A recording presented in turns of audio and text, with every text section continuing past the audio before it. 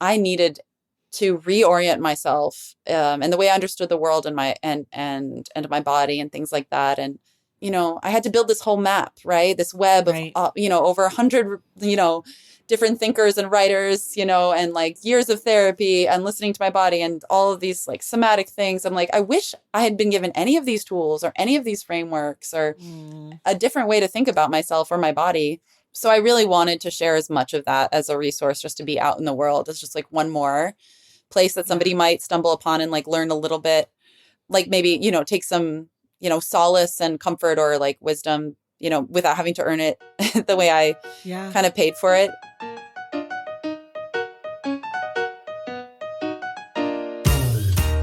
Welcome to The Stacks, a podcast about books and the people who read them. I'm your host, Tracy Thomas, and today I am joined by author Sada Aziza to discuss her debut memoir, The Hollow Half, a memoir of bodies and borders.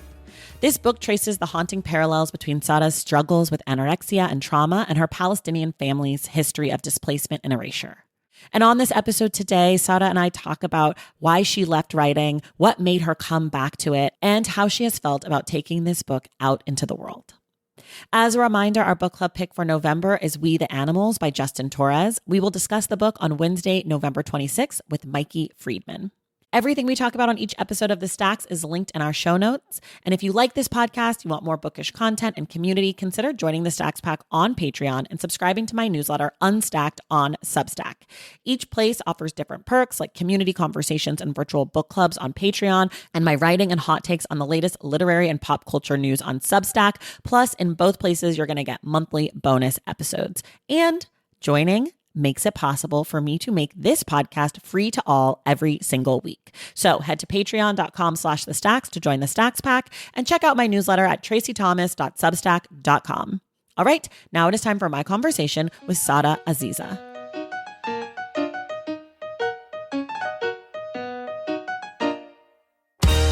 All right, everybody, I am thrilled today. I am joined by Sada Aziza, who is the author of The Hollow Half, which is, as you all know, I have been reading a lot of memoirs this year that I have hated. And this was one of the first memoirs I have read since May that I was like, this book is amazing. So I am thrilled to welcome Sada to the Stacks. Thank you so much. I'm glad to hear I broke that streak. You did, because I had gotten to the mindset where I was like, maybe the genre of memoir is done. Like maybe we've memoired Oh no. enough. We have out memoired memoir. Maybe. Things die, things change. Like maybe we have done it too much. And then I read your book and I said, well, some people can still write memoirs. Oh, well, I'm touched and honored. Thank you. So for people who don't know, will you just in like 30 seconds or so tell us about The Hollow Half? Sure. So it is a memoir, I guess technically, but I do kind of like braid in a couple of different genres. There's oral history and archive and dream work and speculative nonfiction, I like to say. But the general like subject matter that it covers is three generations of my family from British Mandate Palestine through 1948, the Nakba, becoming refugees first in Gaza, and then after 67, dispersed into Saudi Arabia, and then eventually, in my timeline, New York City, and just about exploring themes of mental health, diaspora, and just like the recovery and healing of like intergenerational love, I guess, to just go real big. Yeah. Okay, I want to come back to all of that, but I've never heard the term speculative nonfiction. Yeah. Please say more. Sure. I think I probably picked it up somewhere, or maybe it was just, learning more about speculative fiction, but I sort of reached for that term. I think it was like maybe a residency application I was writing early on in the process when I was trying to sort of capture what I was doing, which is it's drawn in some parts from Saidiya Hartman, who's a scholar who has this idea of critical fabulation. So this idea of like you spend a lot of time in research and the archives and other forms of like nonfiction reportage. But then there are moments of like imaginative leaps, or in some instances, because the book is also forward looking, just imagining towards sort of like meanings that cannot necessarily be factually codified or proven, but Sure. are sort of like based around like the collaboration of like ancestral work, imagination, and research. I love this. I love this term. I'm like, my brain is going now. I'm trying to think of like other books that maybe are sort of, that also Hmm. maybe are speculative nonfiction, but I feel like I'm drawing a blank, though I'm sure there are things I have read. I'm just processing as you're Yeah, talking. no, genre is always like a fiction in itself, but I like Yeah, that term. Hmm. I do like that term. I feel like for what you've done, I have a term, though I don't know, maybe your book is this. I have a term that I like to use where I just call it memoir plus, Oh, which is like yeah. it's memoir plus Hmm. research plus other things. Hmm. Though I don't have a clear enough definition in my head of what memoir plus is. And I don't know that yours is. I feel like the word braiding that you used is much more accurate. Like this Mm. is definitely like a braided memoir because you're pulling on these different times and these different strands. And then also you're pulling on your own like sort of mental health and Hmm. physical journey because the book sort of kicks off with you going into treatment for anorexia. Hmm. And that sort of is, at least the way that I read it, was sort of what prompted you to kind of go Yeah. on this historical family journey. So could you talk about how your treatment led you to kind of look backwards into your family history? Sure. Yeah. So the book does open on actually October 2019, entering into inpatient treatment for severe anorexia. And I sort of arrived at that point like in my mid 20s of like just basically almost at the point of death, to be totally honest, like very medically, physically compromised, but also in the state of like being so estranged from myself as far as like my mental and Mm, emotional state. And really sort of like the shock of realizing the low point that I had reached. And the way that that kind of conflicted with the story of self that I'd had of, I am a third generation removed from like the Nakba, the disaster of like our ancestral lands being ethnically cleansed. And, my father was born in Gaza without shoes until he was 6 years old. All of those, like the lore a lot of right, immigrant right, kids right. have of like, you're the lucky Yeah. one, the privileged one. So how did I end up basically imploding in this way was like a question I really had no answer for at the time. And then I was confronted with this Western model of mental health, which is just like very Mm, individualistic. Like, let's focus on you. What happened to you in the last 20 yes. X years? And that's where Right. we'll find the answer and we'll fix you. And just like that model, just really not holding what I was holding. And then into that comes a lot of memory that starts to jog this like idea, the seed of like, this must be about more than just me. Mhm. When did this become a book to you? Hmm. When did your treatment and sort of looking back into your family and making these connections become something that you knew needed to be on the page versus Mm. just part of your process of Yeah. life? Yeah, actually, it was a really long time coming to admit that. I actually, before I was hospitalized, I was a journalist. I have a master's in journalism. So I was writing in sort of like a somewhat public way. I was, young, getting started out. Um, but I really left the hospital. I was there for 4 months, and it was a very carceral sort of experience and very demoralizing. And I left very humiliated. I don't think that was the point. Like, they didn't mean to do that, but they Sure. didn't work really hard to keep us from feeling humiliated. It was very Right. punitive. So I basically swore, among other things, that I would never write again. Because I had Mm. internalized this idea of like your mind's broken, you're crazy, and so doing anything public facing was completely mortifying to me. Yeah. So I ended up, the writing started sort of in this, and you might hear me use a few kind of like woo words in this I live in conversation. LA. It's All fine. I'm right. familiar with woo woo Okay. words. Okay. So amazing. Safe space. Thank you. So I started having these dreams that I don't even know if they were exactly dreams, but I was waking up. I allude to them a little bit in the book, but waking up with sort of the sense of my grandmother being in the room. And she, at that point, had been dead several years. And I was sort of, without even fully waking up, finding myself actually at my partner's desk because I had gotten rid of my desk because I had quit writing, but I was at my partner's desk writing sort of in this dream trance like state where, out of nowhere, I was just trying to record these childhood memories that were coming back to me. And they were very visceral, physical memories. And Mm. then from there, the pages just started adding up. And then I got curious because there were so many gaps in what I could remember and so many questions that were coming up about my grandmother's life. And so I started, asking my father questions, and then started to like tiptoe into just research. This was also like 2020, so pandemic time. So I was Right. like secluded in this weird like dream slash like bookish research hole.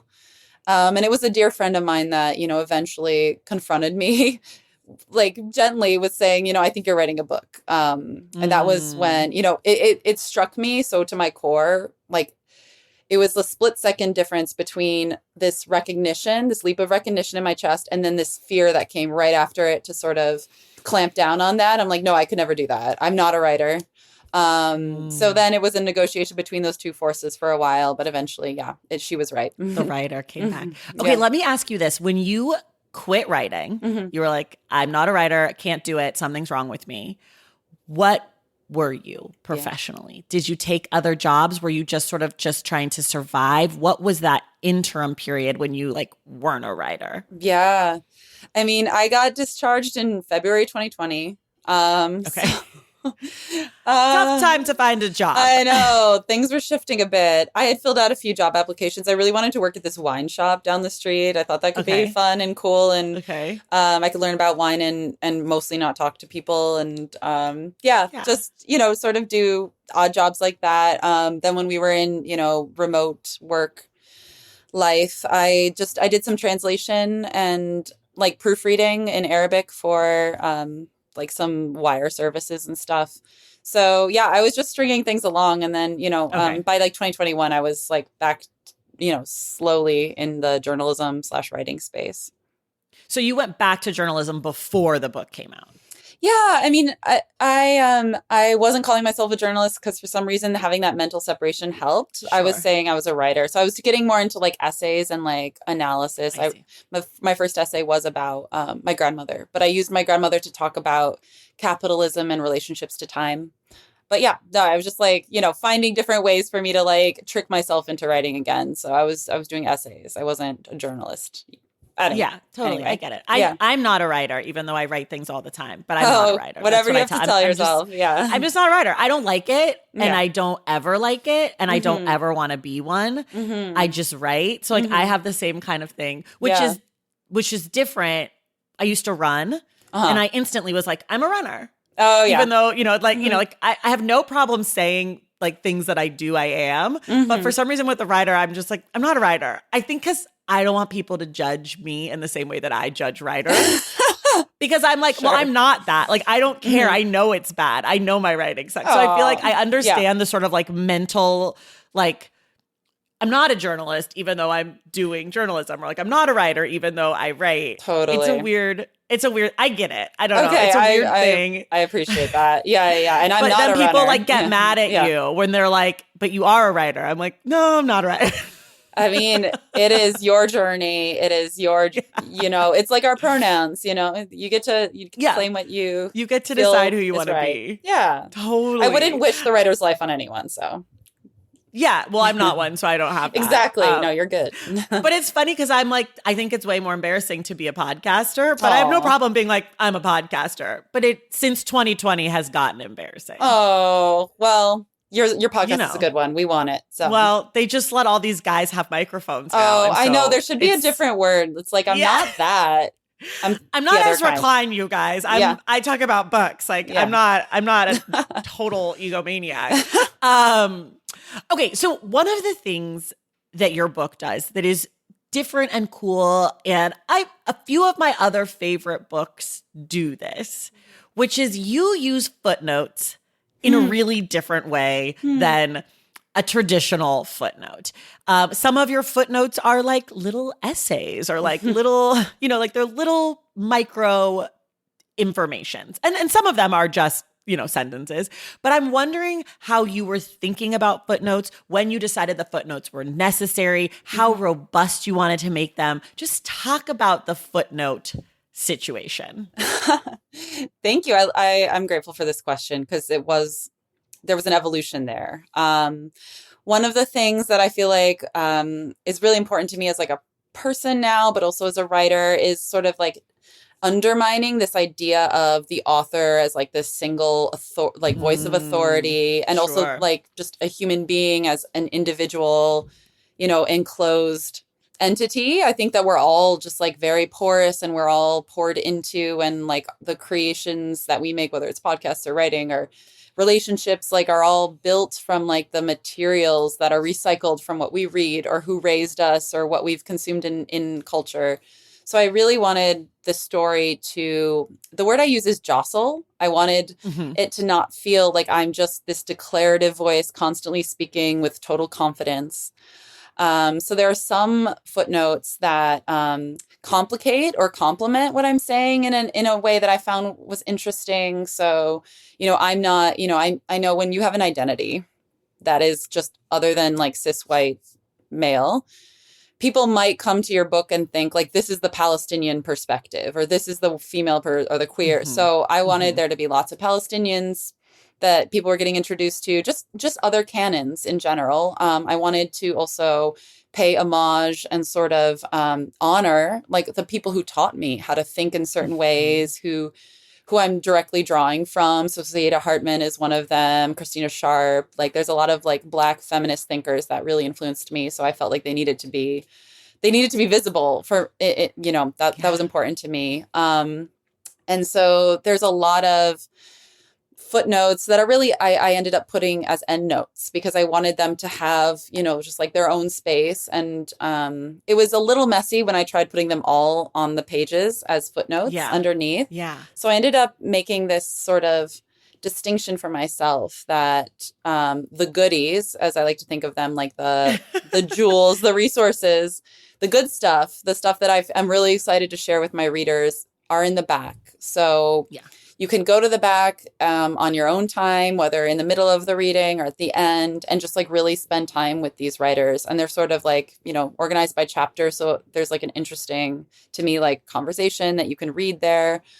And also it's just like a little bit of if you take the time, you'll be rewarded by going to the back. But then there were other things I didn't want readers to be let off the hook on. For example, a lot of the like political footnotes about this is like the way in which like the US funded, if you see my family getting displaced or killed, there might also be a footnote that's a quote from like the US president at that time that was boasting about, sending arms to Israel, or just like horrible racist like Supreme Court decisions that were made in like the 1900s about immigrants and who's classified as what race and things like that. Because I wanted, again, like the structural like complexity and also like responsibility of especially like an English speaking / American reader. I wanted them to feel that weight sort of complicating their relationship. So it's not just like this distant, like, well, that happened to those people and it has nothing to do with me. And I'm just like voyeuristically looking in, but like, so there are those footnotes that are like at the bottom of the page. So there's, you have to skip over it, and you have to feel yourself skipping over it if you're not going to like take responsibility and read it. So those are some of the things that are happening there. Yeah. I want to just, because I know a lot of my listeners are audiobook people, and I did listen to this book on audio. And I want to just say, you do an amazing job narrating. And also, if you are thinking of listening to this book on audio, I suggest you also get a physical copy from your library or online or whatever, because of the way that it's structured with the footnotes and the endnotes. They're not like in the audiobook, you have to listen to all the footnotes at the end. So it makes sense to kind of like bounce in between both forms. I usually feel like you're totally fine doing one or the other, but with this, I'm like, if you're gonna do audio, you also want to do physical in some way because of how the footnotes function as sort of like a confrontation, I think is maybe thank you. fair way of saying it. I appreciate that. Yeah, it was tricky to figure that part out. It's hard. It's really hard. And I think, I know as an audiobook person and as a person who talks to a lot of audiobook people, if the footnotes like were inserted in, it wouldn't work story-wise. So like I understand the choice, but I'm definitely like, if you're going to listen to get even more out of the book, you also want to get your eyes on if possible. Appreciate that. You mentioned the Black feminist scholars, and that was obviously something that like jumped out to me in the reading of the book. And I'm just curious, like, when did their work come to you? When did it come in your career? How did you know that it was going to be important to have these other voices? And it's not just Black feminist scholars. There's, I mean, I feel like Viet Nguyen's in here in some of the end notes. Like it's, like you said, many Palestinian voices, but I am interested specifically in the Black feminist scholars. Absolutely. Well, a lot of those voices had been sort of like in my ear since college. One of my best friends in college, her name's Elise Mitchell. She's now a professor of Africana Studies, I believe is like the official title. But she and I feel like intellectually we're sort of like growing. We met our first week as freshmen and had a lot of great conversations about what we were reading and learning. And not just her, but I think like I was involved in like Black Lives Matter activism. That was like my start. And also I majored in comparative literature, which involved a little bit of critical theory. So I feel like there's certain names like Bell Hooks or Audre Lorde that I can't remember not knowing about. Yeah.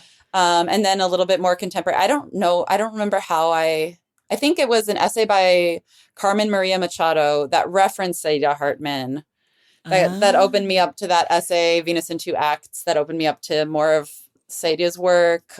Christina Sharp I came across because I think I heard Natalie Diaz, the indigenous poet, scholar, reference In the Wake. And In the Wake ended up being a very like formative book for me. And so you sort of start to build this web. You start to hear people referencing each other and you stumble, maybe you're at a physical bookstore and you see who else is on the shelf or the library. So some of it was very organic. Some of it was seeking out. Some of it, I had a phone call with Elise. She was working on her first book, which is a scholarly book about the Middle Passage, just as I was writing about the Nakba. So we were really like going through it.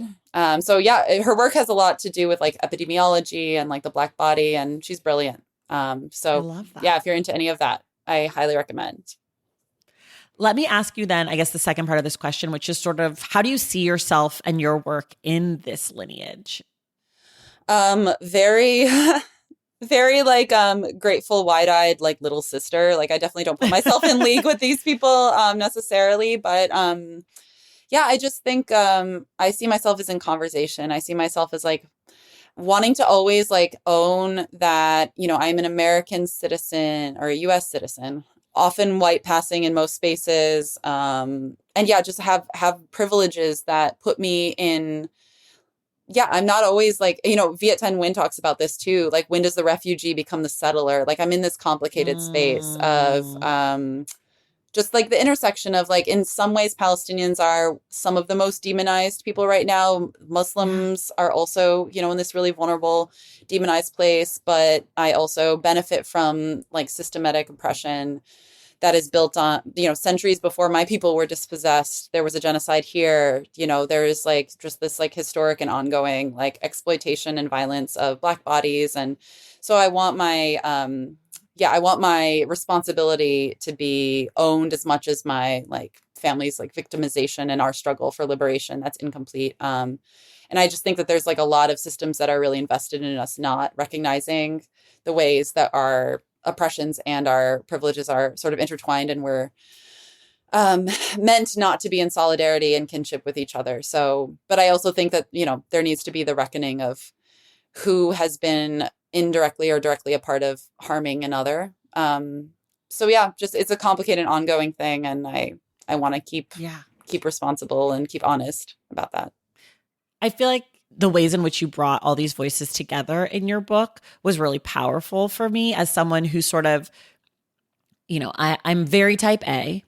And so I'm really good at like putting things in boxes and in places. And so for me, so many of the voices that you sort of call on and commune with throughout the book are people whose work I've read and maybe have thought about them in their own compartment that fits whatever, identity markers you want to put them in, but kind of having these different voices that you've pulled together was really exciting for me of like, of course, this is actually the same exact conversation. It's just happening in this country or happening with people who, look like this or people who talk like this or people who believe this, but it really is the same conversation. And I think sometimes when I'm talking to people in my real life about politics, that those connections are easier to make. But sometimes when I'm reading a book, I do fall into the trap of like, this is a book by a Palestinian American woman. And like, this is about her life in America and her family in Palestine. But it's like, of course, this is also about much bigger things. And it is in conversation with bell hooks, or it is in conversation with, I don't know, whoever, Kiese Layman, right? Like, it's like you call on all of these names. He's crowd fan favorite here at the Oh, Stacks. totally. Yeah. So I think the ways that you did it really did resonate for me of God. yes, of course, these things like all come together. I want to take a break because I want to totally shift topic, or not totally shift, but I want to shift a little bit. So we're going to take a break and then we'll come right back. Valentine's Day is upon us, and I've got love on the brain. Love for books, duh, of course. Hello. Did you forget what podcast you're listening to? I love bringing you all great reads, exclusive author interviews, and behind the scenes book gossip. But I can only do that with your support over on Patreon and Substack. Our Stacks Patreon community, also known as the Stacks Pack, is where you can go for book club meetups, a private, very active Discord, and a year-long mega reading challenge to help you achieve all your reading goals. Plus, you also get that monthly bonus episode. Now, over on the Substack, you can subscribe to my newsletter, Unstacked, where I keep the book conversations going. I also give you a healthy dose of sports and pop culture, definitely some hot takes happening over there. And again, that bonus episode. If you don't have a few dollars to spare, don't worry. There are free options on the Substack and the Patreon to get you a little extra Stacks magic. Making this podcast is a total team effort, and by supporting my Patreon and my Substack, you allow me to support my amazing team that makes the show possible every single week. So if you or your friends are looking to meet other book lovers and support this indie podcast, come hang out with me on Patreon, Substack, or both. I would love to have you. And since we're talking about love, you can gift subscriptions to the Patreon and the Substack for that special reader in your life. For the Stacks Pack, head to patreon.com/thestacks. And for the newsletter, head to tracythomas.substack.com. And also, there are links to both in the show notes. Okay, see you in the Stacks. Okay, we're back. I want to talk about, so the subtitle of your book is A Memoir of Bodies and Borders. And I'm going to be honest with you. My sister-in-law told me about the book. She was like, I'm reading this book. I love it. You should check it out. I got it. It took a few months. I finally read it. I also loved it. After I finished the book, I called her. I was like, I want to talk about it because I think I missed the bodies and borders thing. And she was like, no, it's this, it's that, it's this. So I want to, and then I was like, oh, I didn't miss it. I just don't think I would have like framed it that way. But I want to hear you talk about how you see this book as about bodies and borders and how those things fit together for you. Okay, yeah, I love that. And authors don't necessarily pick the subtitles, so I know. I figured also not that. Yeah. But like, no, it's a good question. When she drew the connection for me, or she was helping me through it, I was like, oh, yeah. I did see that. Okay. Oh, I'm so curious. I would have loved to hear that conversation. But so I think bodies, it's obvious in some ways, right? Like you see my body like from the beginning, like that's a focal point. Like you watch my body almost die, come back to life in this really complicated way. There's periods where like things are showing up, whether it's chronic pain or chronic illness.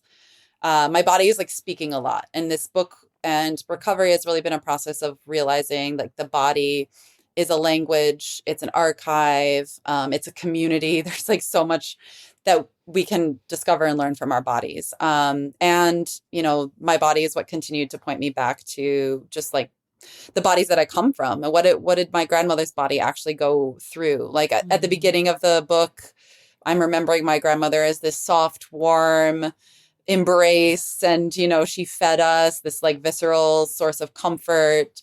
But then we get deeper and we realize, how many Palestinian bodies we've lost since, in the last century from like British colonialism, like Zionist colonialism, things like that. And my body is not separate, even if I wasn't physically there. So there's a lot of just like that history disrupting the present, and my body sort of being that portal to recognizing and understanding that to begin with, and really just grounding even my father and grandmother's story through, that was a lot of how I conducted my research, was Yeah. imagining into pouring myself this sort of the speculative nonfiction, learning Yeah. everything I could about my grandmother's life, doing a ton of research to understand what the material conditions were, understanding like how those things intersected in this one woman's life.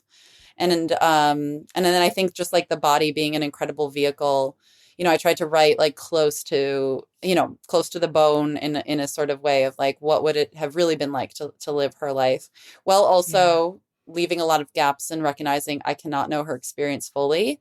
But there was this sort of sense of like collaboration with her memory, in that way. And then borders, I mean, there's a lot of borders. The hollow half, like the half is a big theme of this idea of like, this sense of like separation from my identity as Palestinian, from the land, the border keeping us from our land, the borders that we draw around a single life, thinking like, well, that isn't so much my concern. I didn't live that experience. Just Hmm. all of these ideas, like borders in the material, like political sense, but also just all the lines we draw around, like you just said, like that's those people's experience, and that was my father's life. And yeah, just borders and nations, and like the violence of the nation state and keeping people apart, and just all the ways these things sort of like intersect. That was like a bit of an like free association. There's more to it, I think, but I'm curious if any of those resonate, or if that made sense. Yeah, for sure they do. I think one of the ones that I started thinking about a lot was like the way that the personal and the political, like there are borders between those things, Yes. and that like those are their own bodies, and the ways that we sort of Hmm. keep, like the ways that personal and political are both their own bodies and have their own borders, and like Yes. how that works. Because I Yes. think, and there are parts of the book, and I won't, there's not a lot to spoil, but I won't spoil anything. But like your political awakening in Hmm. college, and sort of like the way that you sort of bring your body to like Hmm. activism, I thought was really interesting. I do want to ask you a question, and I don't know if this is like polite, so I'm sorry if it's not, but I'm curious about, as a person who like has suffered from anorexia, or like, and like eating disorders, and these things that are so much about your own body, what Hmm. it has been like for you to be publicly talking about these things, and like knowing that Hmm. people are seeing you and perceiving you Yeah. in ways that I just have to imagine is difficult because you're so vulnerable in the book. So how has that been Yeah. for you? That's just a really astute question. I thought a lot about it right before the book came out. I tried not to think about it before Sure. then, because like while I was writing, I was like, I just want to do what I feel like the book needs me to do to really like honestly reckon and like Yeah. explore these ideas. Again, we already named him, but Casey Lehman is like really instructive to me. Like his book, Heavy, the way, it's not, it's so easy to just think about a reader's voyeurism and just like expose yourself in a way that's just like, yeah, this will, I mean, some of the agents I talked to before I found the agent I worked with, like really wanted to like exploit even more, if you can imagine, because I am very I vulnerable. can't imagine. I'm like, wait, I don't want to know more. I I feel know, like right? I know Yeah. enough. Yeah, yeah, we're good. But yeah, just really sort of like there's this like almost like fetishistic way you can talk about a woman's collarbones and body, and just sort of like Yeah. this suffering, like overly feminine like experience of like a single woman being faint and weak, and then maybe eating and enjoying herself or something. Right.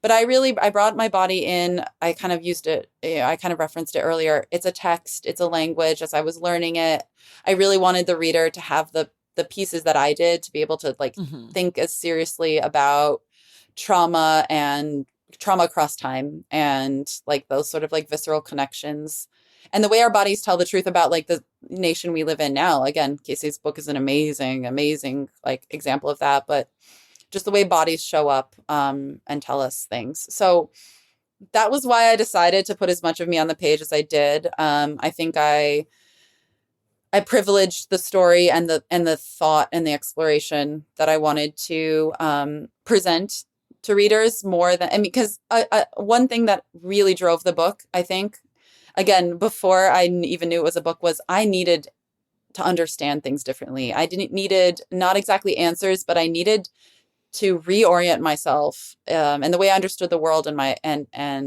body and things like that. And as I was starting to put these things together, I was so blown away that I had to draw these, I had to build this whole map, right? This web of, Right. over 100, different thinkers and writers, and like years of therapy and listening to my body and all of these like somatic things. I'm like, I wish I had been given any of these tools or any of these frameworks or a different way to think about myself or my body. So I really wanted to share as much of that as a resource just to be out in the world. It's just like one more place that somebody might stumble upon and like learn a little bit, like maybe, take some, solace and comfort or like wisdom, without having to earn it the way I kind of paid for it. But to answer your question, I reminded myself throughout the process that this was an important priority for me. There are definitely things I didn't put in the book, but I did I put myself out a bit on a limb, but it's because I really believed in the message and the art. And so I've been lucky that I've been able to intentionally choose like where I have appeared publicly. They've been mostly in like very supportive spaces, local bookstores, libraries, groups like that. And then I think also because we have this ongoing genocide and people are like so acutely aware of like the violence that's happening to Palestinians right now, I think people have come even more with tenderness towards me. So I've been grateful that I haven't, and I also don't read comments or reviews or like wherever those things might be happening. So far, as much as I felt pretty self-conscious and exposed about my body, the way people directly interact with me has always been just like very supportive and kind. And even the questions have been almost always more about the book and the work than like my individual like physical experience, which I'm grateful for because I was bracing for more invasive conversations. So. Yeah. Well, that's why I was like, this might not be a polite question. No, like, no, you asked it in a polite way, I think. Yeah. Okay, good. I'm just so curious about it because I think like just being public, period, is challenging, right? Like just being a person who puts things into the world and has to answer questions or has to be on a stage or whatever can be very challenging for most people. And I think, honestly, when I talked to Kiese about Heavy years ago, I had a similar question for him, which is like, what is it like for people to be staring at your body when you are writing about your relationship, healthy and unhealthy, with your body? Like when I talk to authors who like write fiction or write about certain parts of their life, I don't ask them questions about things that aren't in the book that are personal, even though I want to know because I'm nosy. Yeah. But when you put your body in your book, I feel like, okay, well, that's fair game for me. Like, in the same way that like when I talked to Kamala Harris, she talked about their failure about Palestine. And so I felt like that makes that a fair game question for me. And so I think like when you're writing about your body and struggles that you have in controlling it or not controlling it, all of these things, but I'm also thinking like, well, if this is something that's hard for you, it's probably hard to talk about it also with strangers. So I don't know. I'm always curious about that kind of conundrum. Yeah.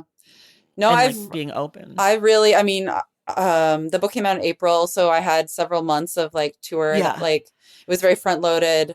I'm still doing events, but it was like very intense in like May, June. Yeah. And I was in total shock at first. And I realized what the shock was the difference between being a writer and being an author is very surreal and very strange, especially in this like world where like, people want you at least to have a social media presence and be doing like all these different things. And it's I'm a little bit of a more extroverted person as far as writers go, but it's an asset. I think about it a lot. Like there are people who have like, really severe anxiety and things like that. And like the world is not as receptive or understanding of those things. So if I was any less outgoing, it would have been, I think, worse. But yeah, no, it is a weird thing, but I think it's because at my core, I'm a writer that I was like, the book needs me to go here. So Sada will figure this out later.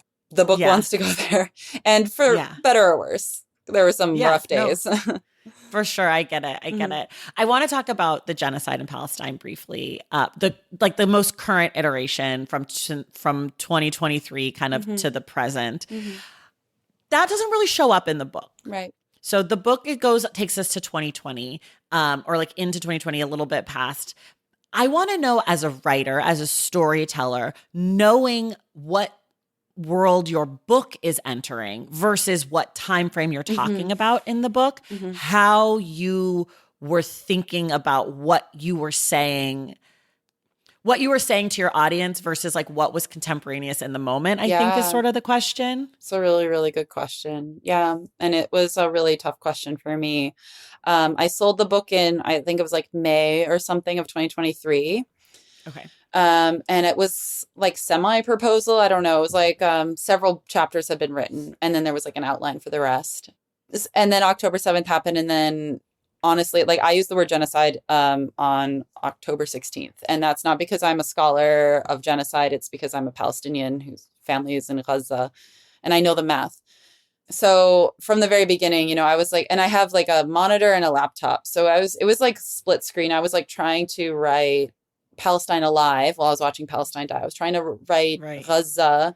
I was trying to resurrect parts of Gaza that I had spent years like getting the pieces together, and I was trying to put them together. And I was watching those same buildings fall. I was watching the trees that my father was born under like destroyed. And I Yeah. mean, it was just unbelievably, still is unbelievably painful, but it was like acute in a different way then. I was like publishing a lot on the outside of like the book project, and doing, I was going to protests, and I was talking to family, and I was counting our dead, and I was trying to write this book, and so yeah, knowing it was going to come out in 2025.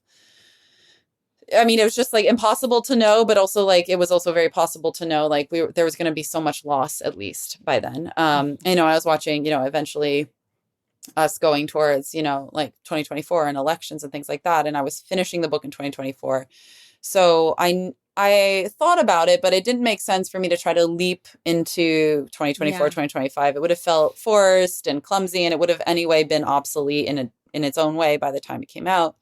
So I decided to stay true to sort of like the arc that made sense, which is like where I arrived as like someone who I felt like had at least come to some arrival about like how I now relate to Palestine and my identity. And it's about a position and a form of understanding the responsibility of love, I feel is like really a huge part of this journey. So I ended up changing. This is where I really should be getting to. I ended up changing the last third of the book. I had a completely different like last chapter, and then the Mm. like end like epilogue was not a part of my plan. But the what I decided was I really wanted readers to leave the book with what I thought was like the equipment to look at the world today. There was plenty of history already in the book, but I wanted people to have more of an understanding of just all of the obstacles that Palestinians have faced in like their fight for self-determination, and Yeah. also all the ways in which Zionism has sort of like foreshadowed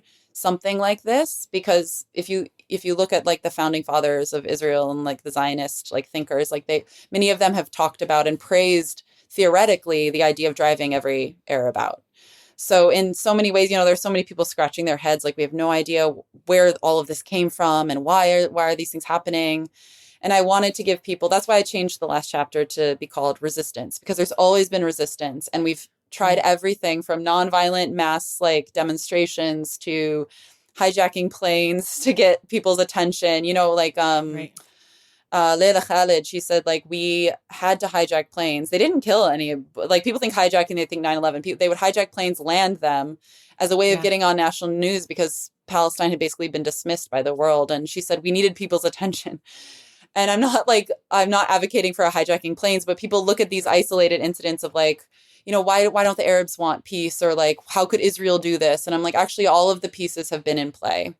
And I Sure. think that, like, if you really look at the history, you recognize that some form of resistance is natural and called for in order to, just sort of like be honest about what the power dynamics are. That Hmm. Palestinians are unarmed people who have no control over their borders, who have been dismissed and used and played with by on the global political scene for all of these years. And basically, we're at an impasse. And yeah, I just wanted people to understand how many doors have been shut and how many traps have been laid, and why why there hasn't been quote unquote peace yet, and just sort of like set Mhm. people up to understand that like we're in this unsustainable, again, impasse where if Israel had its way, it would just continue to delay while they colonize the West Bank and then, yeah, perhaps ethnically cleanse or genocide Gaza. And their dream is greater Israel, which includes Syria and Iraq, and if they have their Sure. way. So I wanted to set people up with a proper like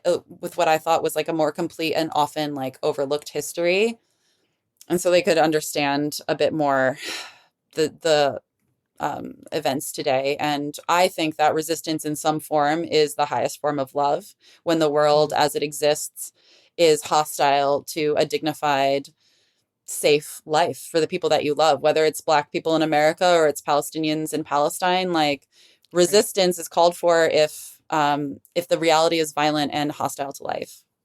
Yeah.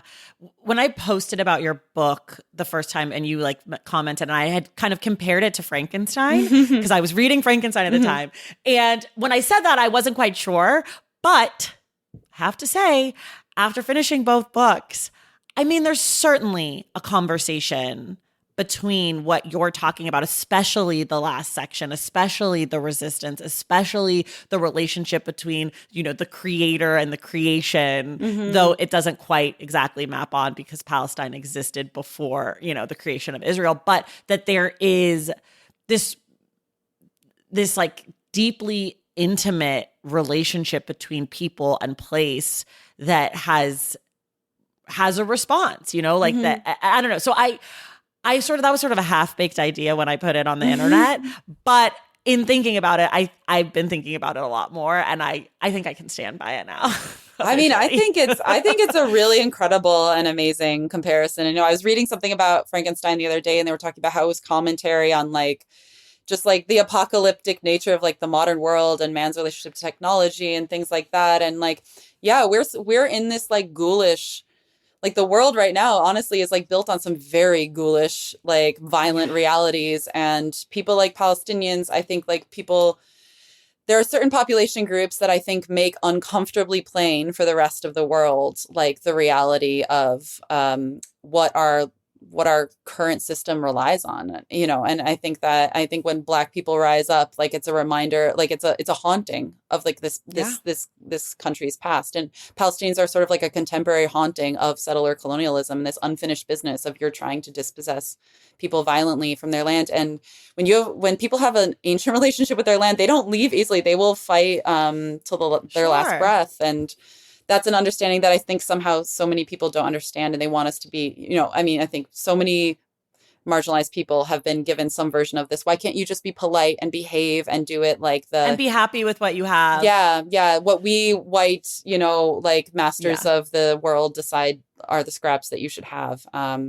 Yeah. Anyway, so yeah, I'm Yeah. for it. I love I'm the for it. When I finished the book, I was like, well, this is an allegory for basically everything. So yeah, I feel like, I mean, because we did it for book club for October. yeah, So I've been thinking about the book a hmm, ton. I actually can't stop thinking about the yeah, book. I can't stop seeing it in every little thing. wow, Um, but I think for me, one of the easiest, because a lot of the allegories don't quite map onto it all the way. Like it's hmm, like, okay, but I do feel like Palestinians as the creation feels like a very easy argument to make, right? And hmm, like similarly, I'm sort of shocked, to be honest with you, that Frankenstein hasn't become sort of like the text of revolutionaries, right? Like that mm, more hmm, people don't put it next to like Angela Davis. Like I'm just like, hmm, it to me feels like such a revolutionary text and like yeah, a call for resistance. hmm,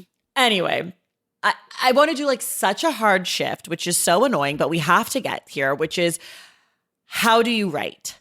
hmm. Where are you? How often? How many hours a day? Music or no? Snacks or beverages? Rituals? All of it. Ooh, yeah.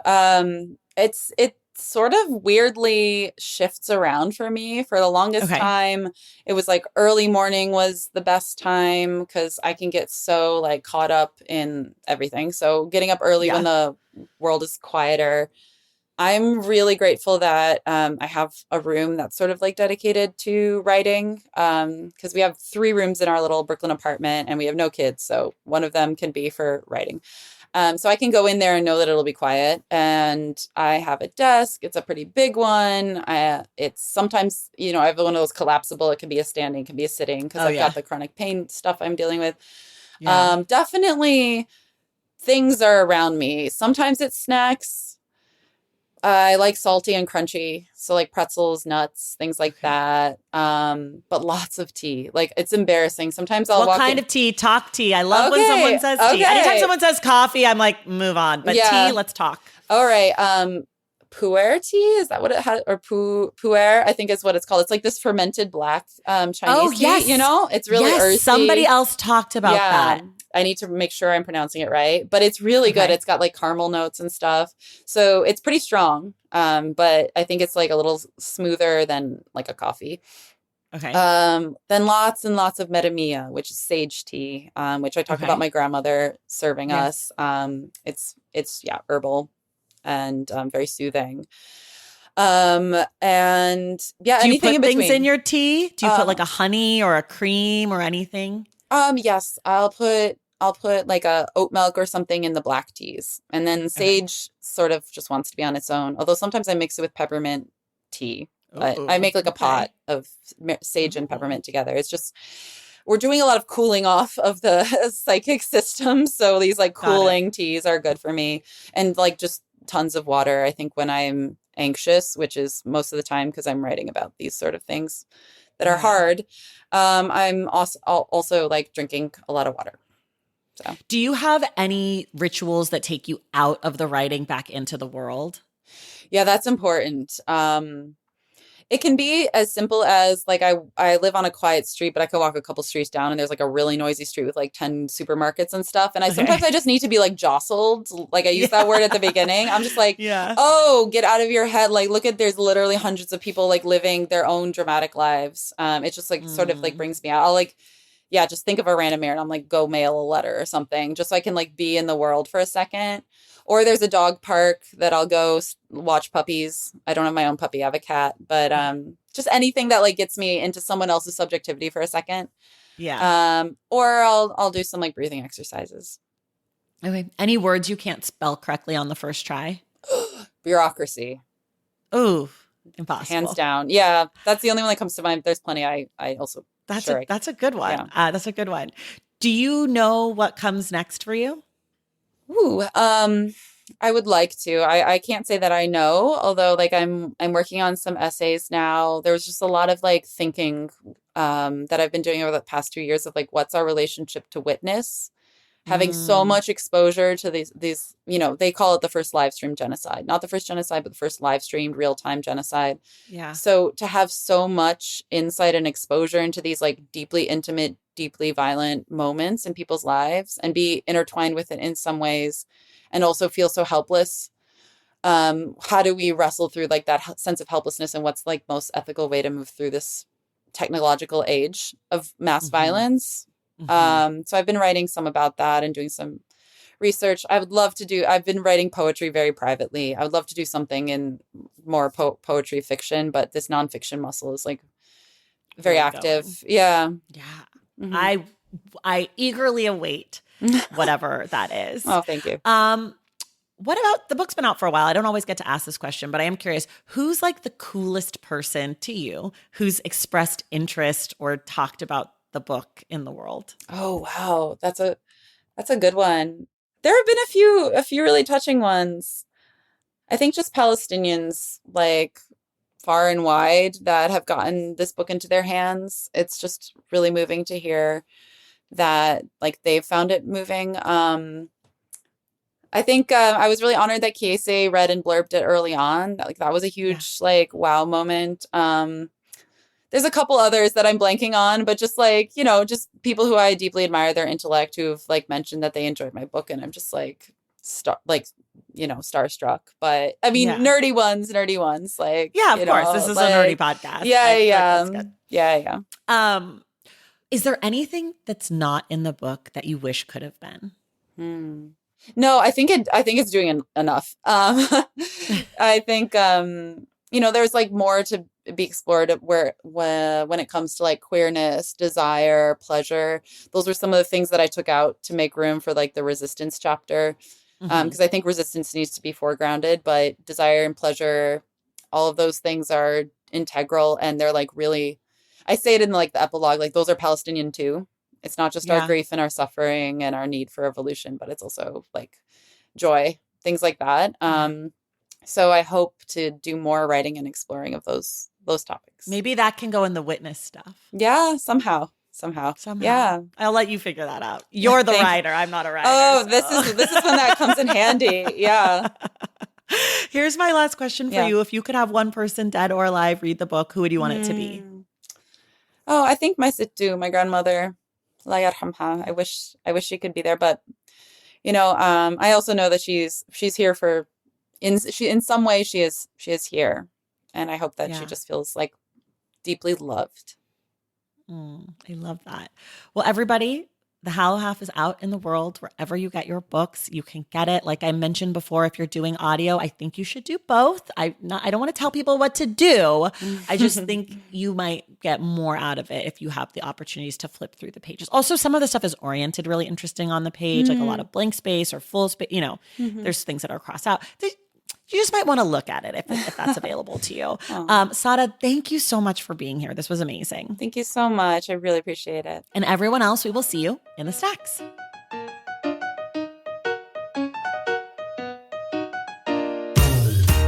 Thank you all so much for listening, and thank you again to Sada Aziza for joining the show. I'd also like to say a huge thank you to Megan Fishman for making this episode possible.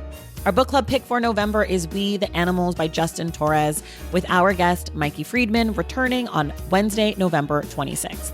If you love The Stacks and want inside access to it, head to patreon.com to join the Stacks Pack and check out my newsletter at tracythomas.substack.com. Make sure you're subscribed to The Stacks wherever you listen to your podcasts. And if you're listening through Apple Podcasts or Spotify, please leave us a rating and a review. For more from The Stacks, follow us on social media at The Stacks Pod on Instagram, Threads, TikTok, and now YouTube. And you can check out our website at thestackspodcast.com. This episode of The Stacks was edited by Christian Duenas with production assistance from Sahara Clement. Our graphic designer is Robin McCrite, and our theme music is from Tagirajis. The Stacks is created and produced by me, Tracy Thomas.